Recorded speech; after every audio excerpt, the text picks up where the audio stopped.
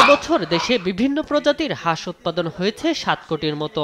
বিগত বছরগুলোতে যার সংখ্যা ছিল আরও বেশি। প্রতিনিয়ত ডাক প্লেগ রোগের কারণে যখন হাঁসের মৃত্যু হচ্ছে, তখন তা প্রতিরোধে ভ্যাকসিন তৈরিতে মাঠে নামেন ময়মনসিংহের বাংলাদেশ কৃষি বিশ্ববিদ্যালয়ের একদল গবেষক। 2023 সালে বিশ্ববিদ্যালয়ের ভেটেরিনারি অনুষদের ডিন ডাক্তার মোহাম্মদ বাহানুর রহমানের নেতৃত্বে তারা হাওর অঞ্চল থেকে ডাক প্লেগ রোগে আক্রান্ত হয়ে মৃত হাঁস সংগ্রহ করে শুরু করেন ভ্যাকসিন তৈরির কার্যক্রম।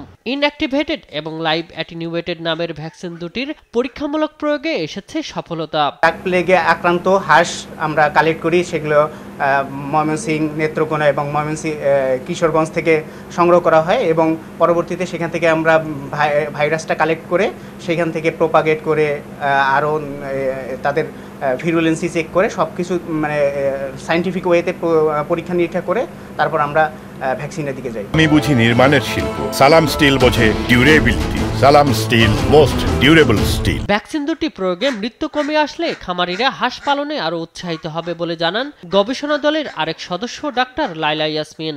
2023-এর মার্চ মাস থেকে শুরু হয়েছে এবং 2026-এর মার্চ পর্যন্ত চলবে। এর মাঝখানে আমরা আশা করতেছি যে ভ্যাকসিন দিকে আমরা সফলভাবে কার্যক্রম শেষ করতে পারবো।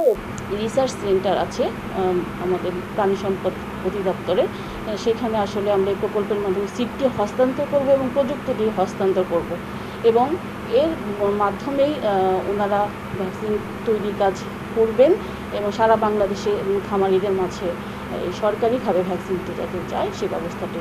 খামারিদের হাঁসের মৃত্যু হার কমে আসবে। অ্যান্টিবায়োটিক যে ব্যবহারটা আছে, রোগ হলে যে অ্যান্টিবায়োটিক ব্যবহার করা হয় সেই অ্যান্টিবায়োটিকের ব্যবহারটা কমে আসবে। আর প্রকল্পের প্রধান গবেষক ডাক্তার মোহাম্মদ বাহানুর রহমান বলেন, ভ্যাকসিন দুটি স্বল্প এবং দীর্ঘমেয়াদে কাজ করে। আমরা খুবই আশাবাদী যে এই ভ্যাকসিনটা যদি আমরা খামারির পর্যায়ে নিয়ে যাই, আমাদের প্রান্তিক পর্যায়ে খামারের অবশ্যই উপকৃত হবে এবং ডাকের মর্টালিটি অনেক অংশে কমে যাবে এবং এতে করে ডাকের এগ প্রোডাকশান, মিট প্রোডাকশান বেড়ে যাবে এবং আমাদের যে প্রান্তিক পর্যায়ে খামারি আছেরা ওনারা অর্থনৈতিকভাবে, বিশেষ করে বর্ষার সময় যখন এই জলাভূমিগুলো অথই হয়ে যায়, সেখানে তারা ডাক চাষ পালন করে অর্থনৈতিকভাবে উপকৃত হবে। এটা হলো আমাদের একটা ভ্যাকসিন।